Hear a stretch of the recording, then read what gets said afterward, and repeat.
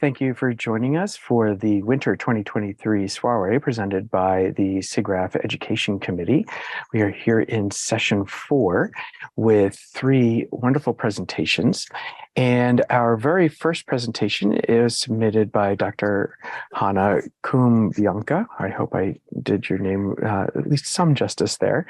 And since that's submitted as a fast forward video, I'll go ahead and share that first before we move on to presentations. So here we go.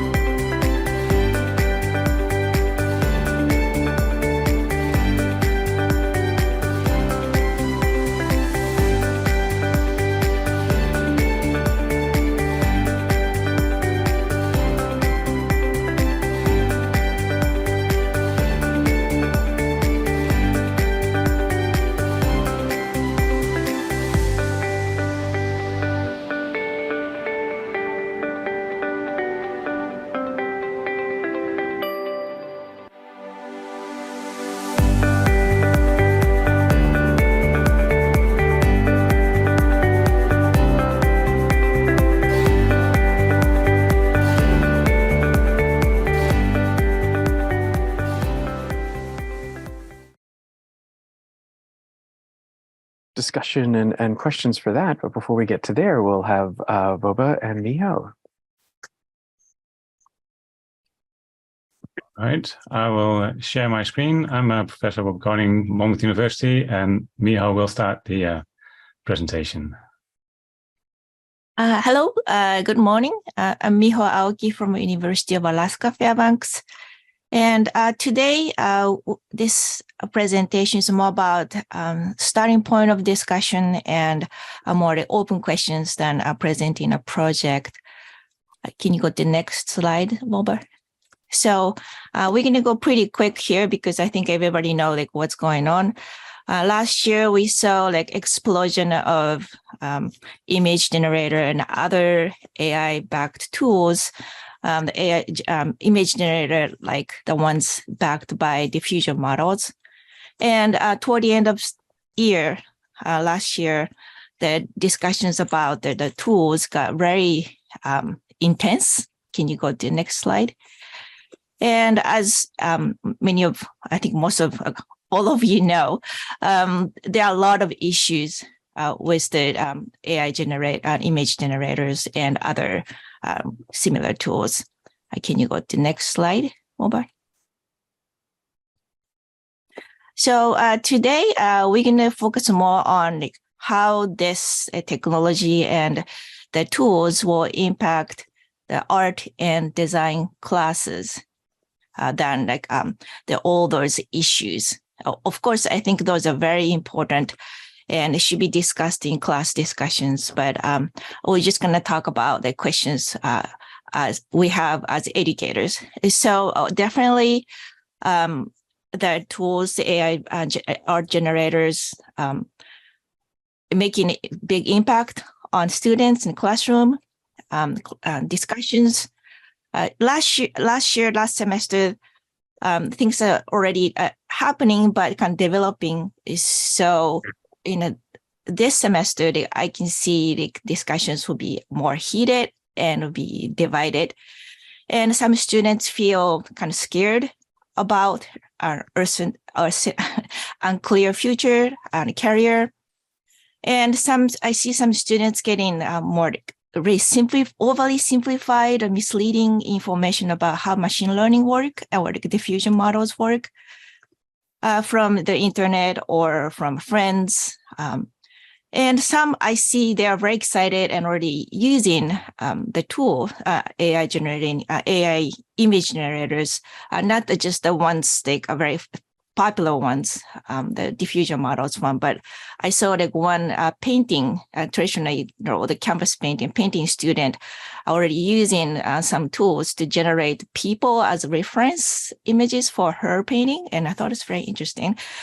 And of course, I think everybody knows that there's possibility of using images or like text and turning in as homework, they pretending they did the like actual painting or like writing.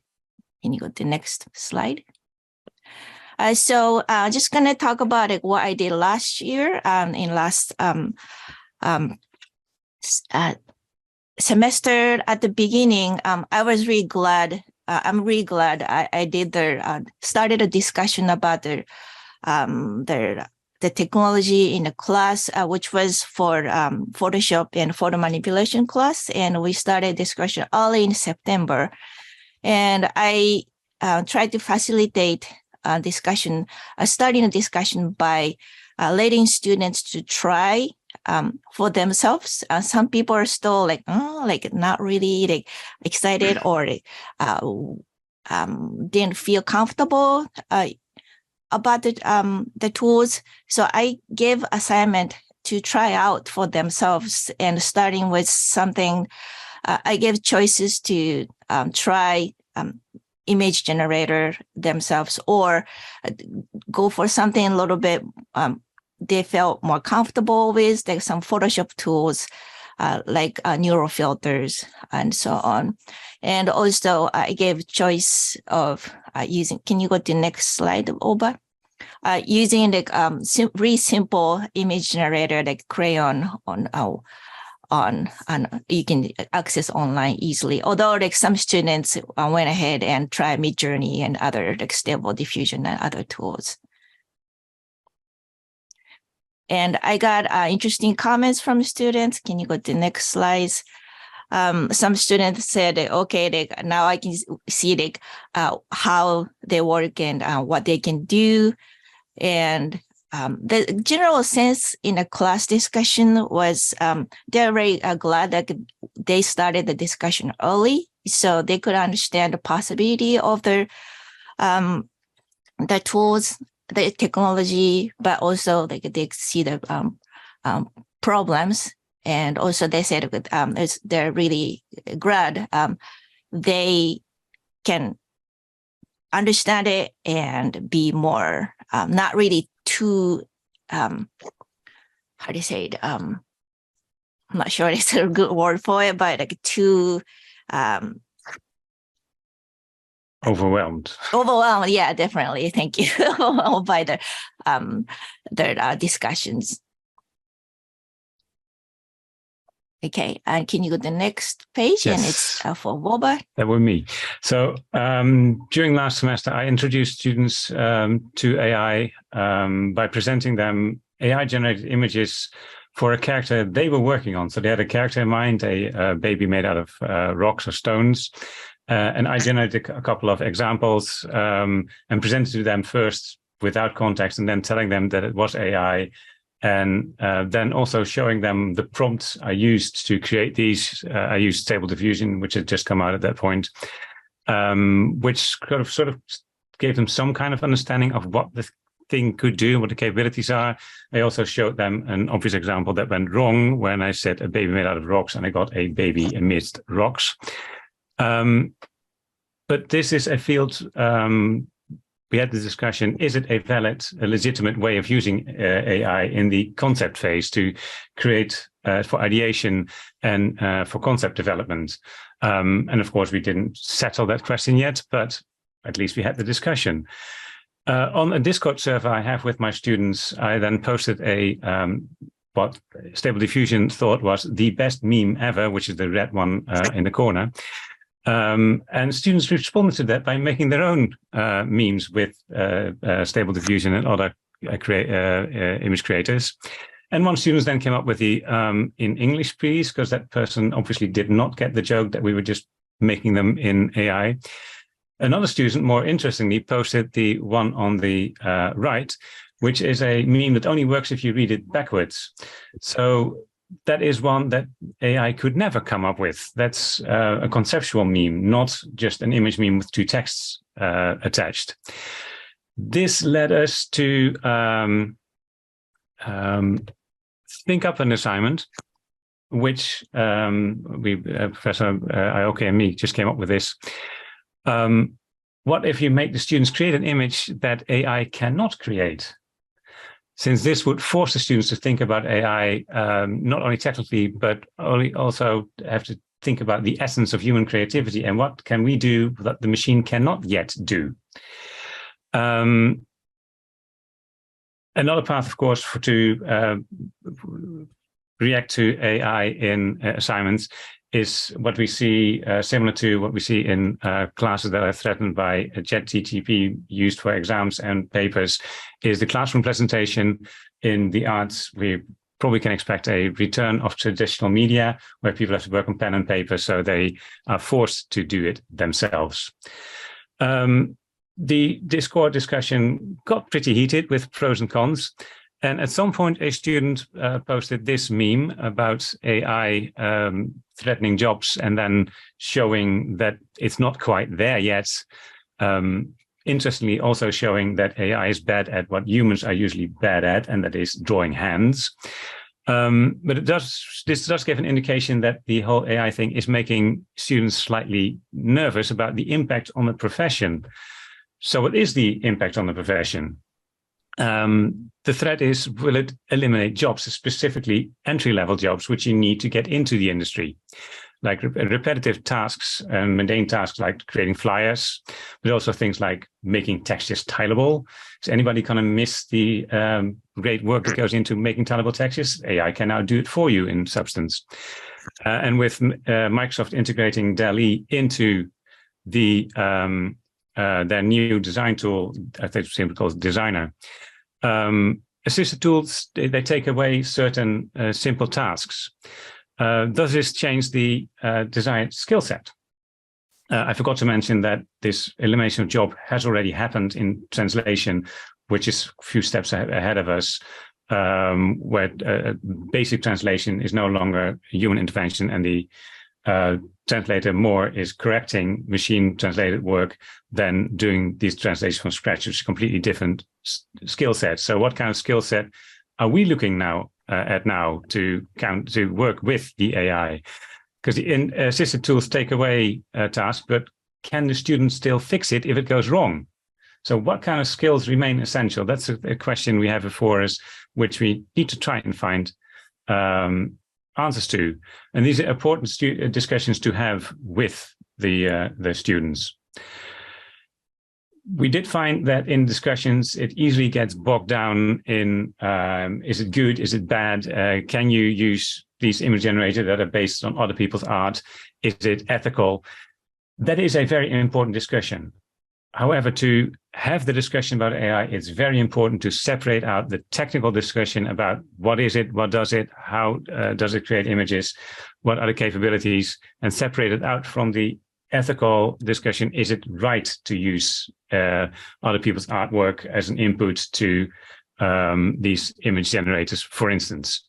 And what about copyright? Those discussions are equally important, but it's very important to separate them out to not get basically into fights in the classroom. Like the generating in the style of, that's one of those very heated images. So the discussion on AI needs to be based on facts as far as technology is concerned. So Miho takes it over again. Yeah, so like I said earlier, definitely there are some misleading and super oversimplified information about how they work out there. So we need, I think, good resource for educators who are not like technical, like computer scientists, like AI researchers. We need a resource to like educate ourselves so we can use the knowledge in classroom, and for students learning, and also to moderate class discussions, ask questions from students. We are ACM SIGGRAPH, right? So it's part of ACM. So we should be able to come up with something can help us, the educators in art and design. And definitely we should keep up with how things are going, definitely. And there's another like separated discussion that should be take place, like how, like what we need to, what kind of learning have to take place in classroom, like what kind of skills we should relate to students, like things we have, and how to like steer students away from academic misconduct, like cheating, of course, turning in homework in a way like not asked, because that's take learning opportunity away from students, and also it's when other students see it, it's bad for the class morale too. So there's a lot of questions. So how to teach, like what kind of skills we should teach today?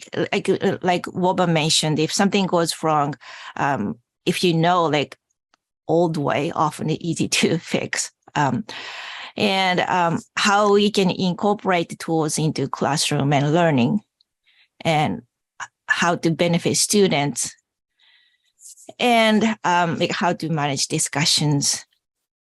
And Wobbe, can you take over? The last thing that I wanted to mention is that what is very important, will be more important than ever, is developing the eye, making sure the students can see and know a good design or composition when they see it, and know when it needs work, and so the judgment of the results is going to be of major importance. And the other thing is AI, the new objet trouvé, is the new found object. Is it something you can find and then play with? And I think we should probably leave it there, because I think we went a little over time. A little. All right. No, well, it's a fascinating subject. So no, thank you so much. So that brings us to Taro from NJIT. Okay, so thanks for having me. I'll talk about humans and AI in design collaboration today. So this is a 5-second art piece I made with Midjourney by typing random keywords like sentimental, blue, or moon, or whatever. And as you know, well, I realize most of you guys are expert in this area, but AI enhanced design tools are now widely available. Then these days, many designers, including my students, use Midjourney as an augmented design tool, a source of inspiration for their own design outcomes, rather than as an automation tool. So in this page, left is basically Midjourney experiment student did. Then the right side is the final outcome student presentation model for their architectural design. Then this New York Times article discusses an AI-generated painting that won the art prize over all other human painters. If we all start using such tools, I wonder what kind of standard measure we should use to assess individual artist abilities. And in terms of design evaluation, this is a typical scene from a final review session for architecture students presenting to design critiques seated in the front row. While hearing from experts is exciting, it would be interesting to know how the rest of the world values your work beyond the evaluation of selective elites outside of the classroom. To realize such ideas, we need new interfaces that link and connect our minds. It could be multiplayer games, a cloud-based platform that runs on the web browser, allow multiple users to interact in real time. They can chat, engage, and exchange information and assist one another. And in my mind, there are two strong potential applications using such platforms. The first one is its capability to allow multiple participants to co-evaluate the same subject in real time.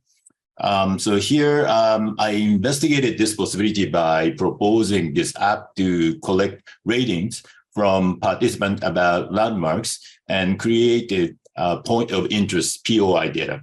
And such evaluation tool can be used as a consensus building tool among different stakeholders. And we show that the platform can also be used as a data collection tool for providing training data for various machine learning models by quantifying qualitative values of places. And I also highlight recent AI's remarkable capabilities to understand qualitative values, such as aesthetics and attractiveness. And this is my proposed deep neural network architecture that estimates subjective values in real estate floor plan, such as modernity, spaciousness, and privacy, which was recently published in IEEE Transactional Multimedia. Then another potential is to build a collective design platform to generate new design together with multiple participants on cloud. So this is more or less a speculative domain.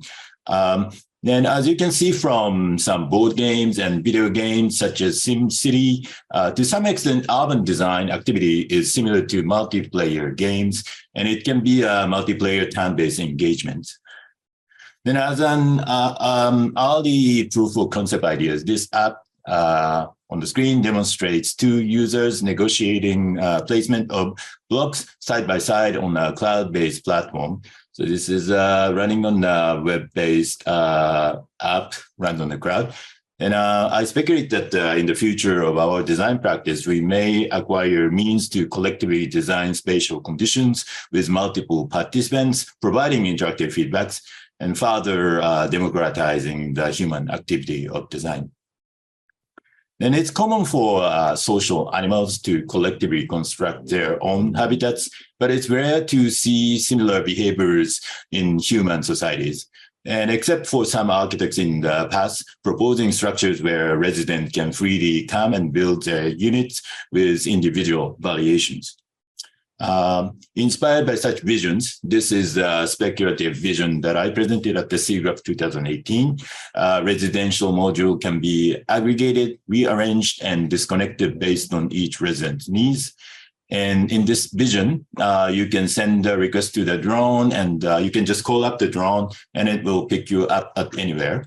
The module can be transported and reconfigured to your desired position using autonomous drones, and you are not bounded to a specific location anymore. And there is no fixed resulting form for the structure, and the configuration can be constantly changed over time based on multiple individual collective decisions. And suggesting a new design method can be introduced through the use of new interfaces that link us in new ways. To go back to the original discussion, question about AI in I'd like to ask again to promote some discussion. So what human can do and AI cannot do. And it's a simple question, but I realize it's so hard to answer. And for example, can AI design, or can AI have consciousness? You're reading a magazine. You come I'd like to end the presentation here by posing question to both of us. Questions, please. And I think this is a perfect question for today's guest. So thank you so much. Thank you, Taro. All right. Well, thank you all for your presentations. So I'll just dive in with some discussion questions, and the panelists here are certainly welcome to ask each other questions as well. But Hannah, I was thinking about, number one, I'm impressed with the performance of the HoloLens demonstration that you provided in an outdoor setting. Personally, I've never even thought to try a HoloLens outside in direct sunlight, and so I'm impressed with how that worked. And the one thing that I didn't necessarily see in the demo is, other than that placard, what kind of information is envisioned that will be shown about these buildings? Would this allow for essentially like a virtual deconstruction of the building to show, BIM information or HVAC infrastructure, structural internals and things like that? I'm curious as to where that's going.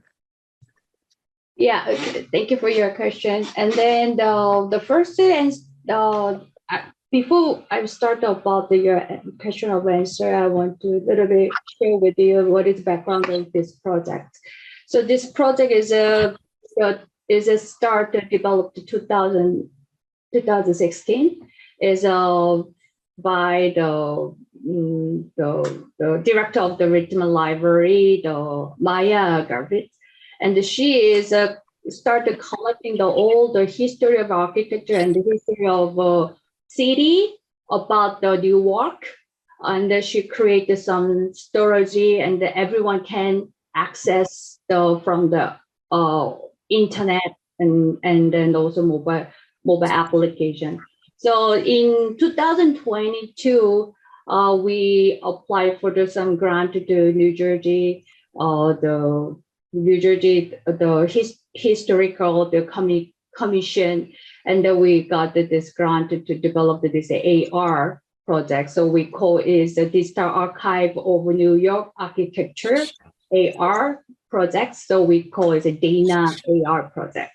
So yeah, let's focus on your question. So HoloLens is using the outside is not our choice. It should be necessary in this project because usually is need to bring the two platforms. One is a mobile platform and the other one is a HoloLens. In this case, we're using the HoloLens, but it could be any HMD, the head-mounted display, the platform. They need to bring that walking around is in Newark City, and then they're gonna push and get the information about all the building and all the city and the history of the street, that kind of information. So for the mobile platform, we're using the Google API, the address, and so that address is pushing all the detail of the object, real physical object through the mobile phone.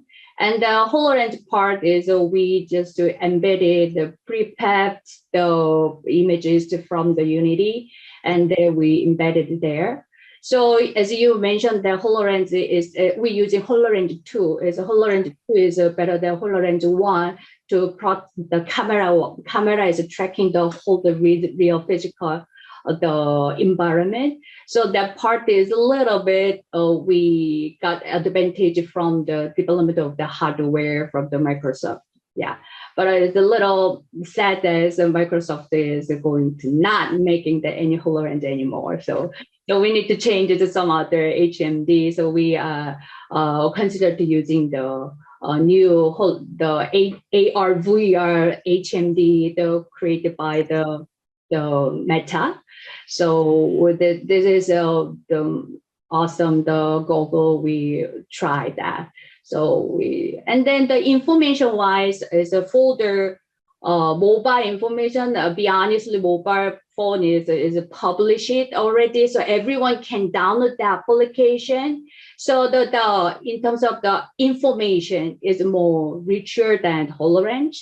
So which means that they can access many other ways to get the information about the New York City and building, all the building. And also we can provide some of the who is the architect who built it, what is the history, and what is it looks like before the image of this building, before we remodeling. Something that more information we provide through the mobile platform. But HoloLens is we need to embed it more, the data.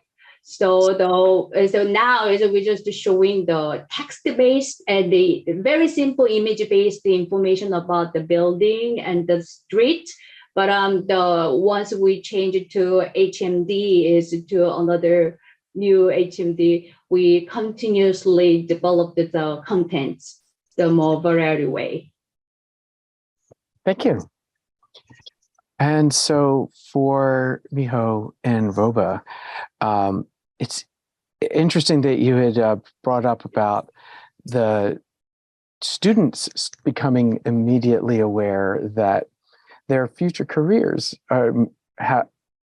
could be like careers that they had in mind when they entered school might be completely different as a result of all of this AI implementation. And how have those discussions gone? Are students discovering new paths? I think that actually speaks to a general paradigm for all of us that have been teaching in areas of computational design, computer graphics, interaction, because really almost all students for certainly the last decade or two enter into higher learning out of high school with some idea of like what that's going to be like. And over the course of the 4, 5, 6 years that they're in academics, the entire industry transforms. So how is that working out, and what are the students thinking? So you correctly point out that it's nothing new. We're always educating for the jobs that don't exist yet. But this is going a little bit faster. It's very twofold in my classes. One thing they do see is concept art that they could never make themselves be created by AI, since many of my students are not the best draftsmen. So they see some advantage in it. The other side, they see the ones that do publish art on Instagram or other websites.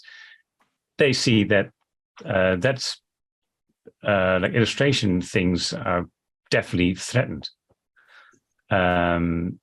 So they're nervous, and we try to give them guidance, but it's hard at this point. Don't know what Miho had a more explicit example, I think, about.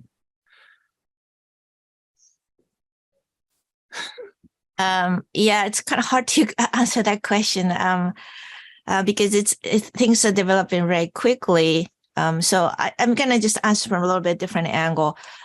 One thing for sure is like the technology advances very quickly, and maybe in a few years, creating custom things or like creating like custom AI tools be a lot easier and be accessible. Like just like, you know, the generating tools got really accessible like last year. So I think we need to keep up, and students, like advocate students to like keep up and pay attention. And very much give them the tools to work with the AI stuff. So I saw somebody use ChatGPT to script After Effects, to write scripts for After Effects. The only way he could do it was because he knew JavaScript, and he knew how to talk to the thing about it and how to correct it and say, no, I want this.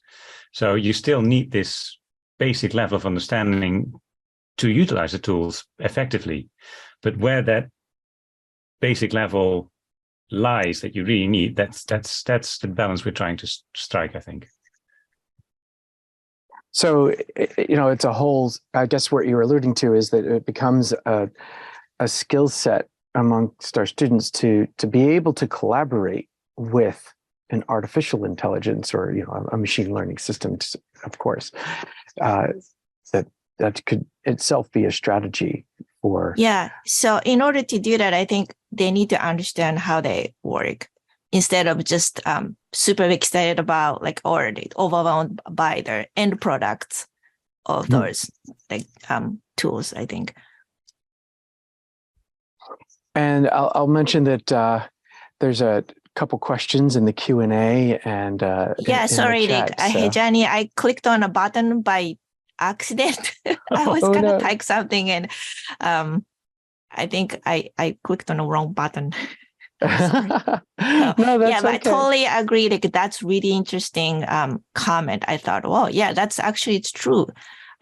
Sometimes we get really surprising results and wow, because they're not humans and they can make things kind of unexpected.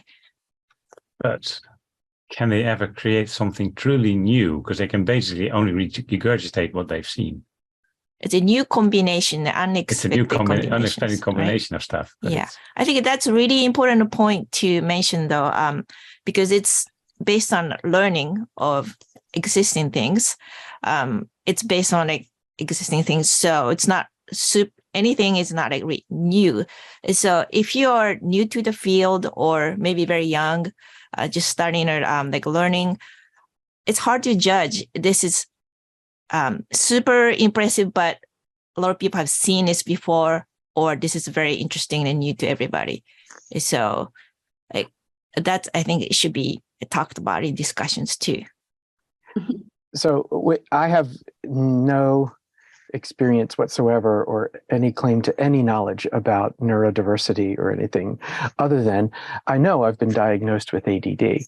And I often attribute that aspect of my thinking process to, or not attribute to it, but actually credit it with some of my own creativity. I sometimes feel as if that neurodiversity, that switching of channels, that thinking of lots of different things in my mind often makes connections that are non-typical connections. And I almost, as I've been looking into AIs and particularly in these creative fields, sometimes I feel like I'm interacting with a supremely divergent, like ADD, like that this is it has access to the entire internet at once. It's only extremely divergent if you put in really weird quotes.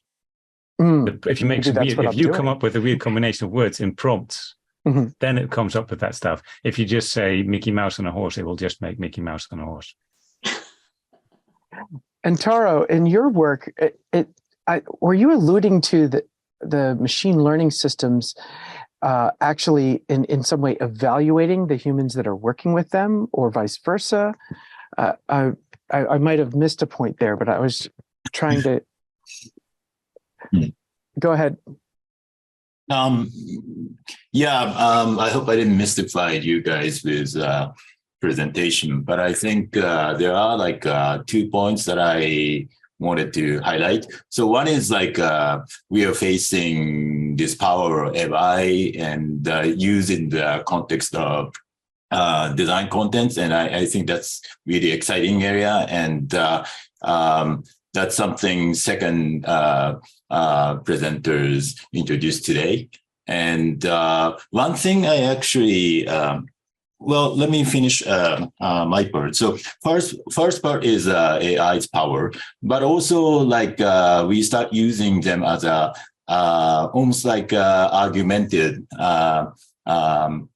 design tools. So we kind of start to establish symbiotic relationship with all those advanced tools.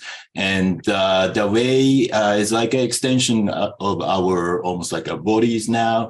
Then introducing new kinds of interfaces can actually allow us to produce new kinds of design languages. So second half of almost like a bullshit that I introduced with all these kind of crazy renderings. But I think when we start to multiple individuals start to connect in a certain ways using, for example, cloud-based online platform that can actually collaborate together on a certain subject together, or even like these days, neural headgears like a EEG set can actually kind of send the signal between different individuals communicating remotely. So there are like a lot of potential that we have in the future design professions. We might if you look at the traditional artists like a Picasso or even Jackson Pollock, their work has been done by individuals, sort of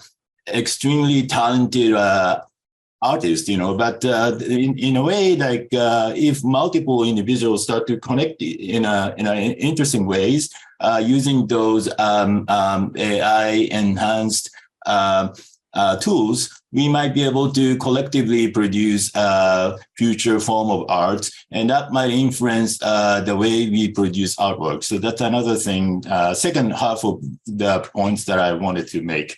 Then also like one thing I asked at the end was, can AI produce design, and also like how what human can do and AI cannot do, how we human and AI are different.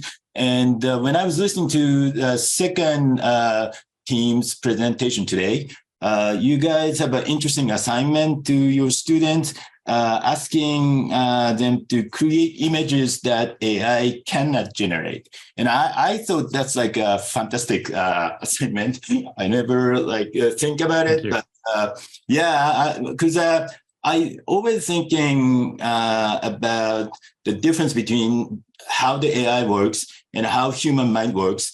And it's very difficult to find it, actually.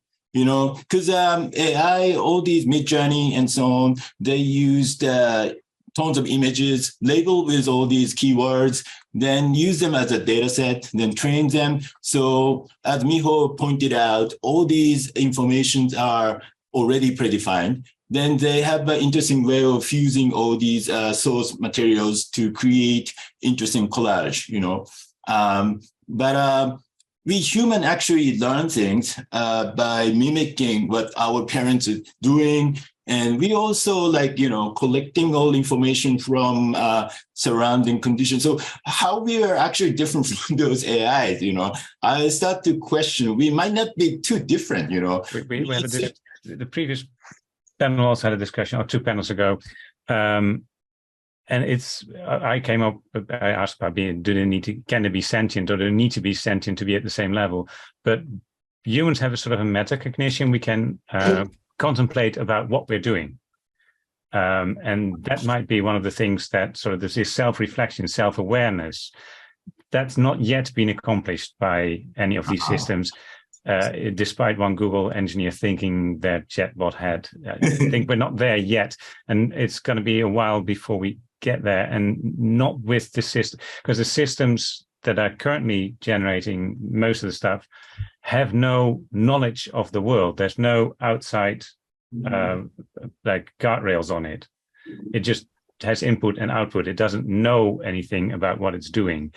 And once we start combining these kind of advanced machine learning algorithms with models that are based on knowledge, which is the other type of AI, which has been completely snowed under with the explosion of machine learning. Once those two come together, then we might need to start worrying about like Terminator and stuff. Now, this is a perfect place to wrap up. We're at the end of our session, and I'm sorry. I'm so sorry. I know, like someone was just. I think kind of was. But we have a member of the next session that's only available until for the next 15 minutes. So I really have to be good about getting there. But the only thing I'll latch on to as I say thank you to all of you is that in Wobbe's last comment was he had said not there yet, not for a while. If there's anything that history has taught us, that in a while gets shorter and shorter and shorter as we progress. So we will need to continue this conversation in the future soiree. So panelists, thank you so much for this. This was fantastic. Thank you so much. Thank you. Thank you. Thanks for having us.